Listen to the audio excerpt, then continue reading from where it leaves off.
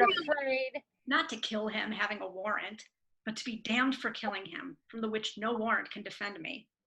In God's name, what art thou? Who sent you hither? Wherefore do you come? To murder me? You scarcely have hearts to tell me so, and therefore cannot have the hearts to do it. Make peace with God, for you must die, my lord. My friend, I spy some pity in thy look. Come thou on my side and entreat for me. Look behind you, my lord.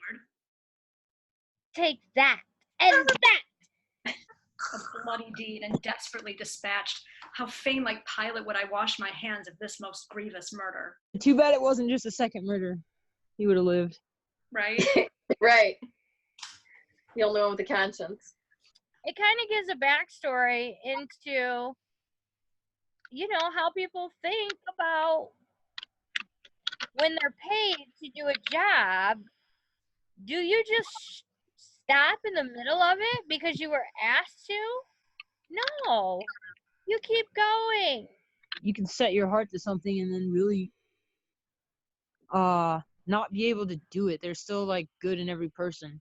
Like if you're in prison, you do stuff and you might not have been thinking clearly at the time, or you thought then you were thinking clearly as best as you could, and then you have time with yourself and you look back and you're like, oh my God, like, damn.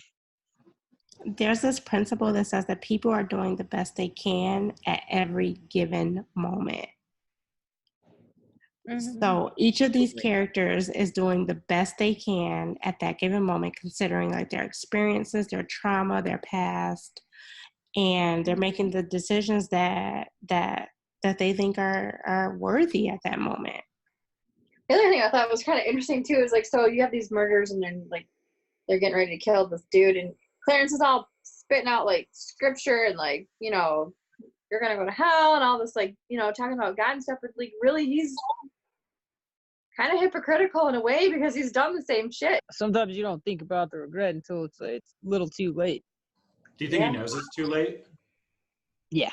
Yeah, oh yeah, he's totally he's putting up a good effort. Like, oh yeah, you know, these dudes are about to kill me, and I would have done the same thing, but I could try to beg for my life. That's what he was telling them, anyways. It's so simple. It's self-preservation, and we're all like intrinsically trying to like take care of our mental health and our physical health and all of that. So we're willing to do whatever it takes to like preserve our selfdom.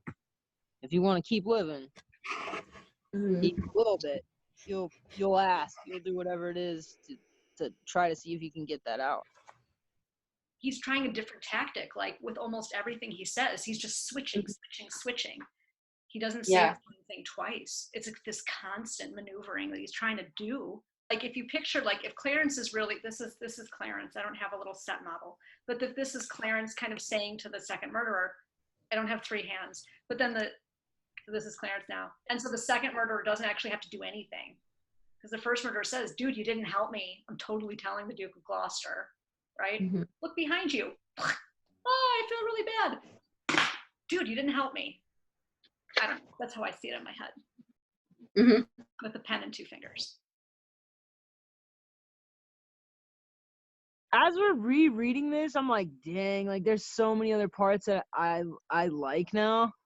Like at first I only liked Richard because he was so vile. Now going back through it again, it's like, oh man, like you really gotta be like a versatile person so you could try out everybody, you know? It's all like different flavors of ice cream.